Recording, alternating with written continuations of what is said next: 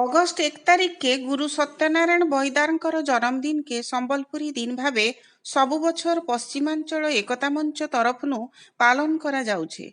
Ether lockdown shutdown लगी सबु कार्यक्रम के ऑनलाइन माध्यम थी करा जाइछे। अगस्ट 1 तारिख दिन शनिवार साप्ताहिक शटडाउन लगी जिला प्रशासन कार्यक्रम करबार लगी अनुमति के बातिल करिथिले। आज झाड़ेश्वर मंदिर ठाने संबलपुरी दिन पालन करा जाइछे।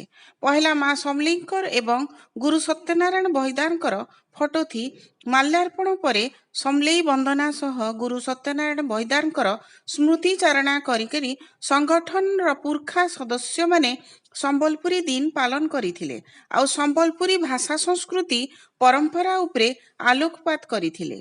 तारपरे झाड़ेश्वर मंदिर र नूतन श्मशान ठाने वृक्षरोपण कार्यक्रम करा जाइथिला।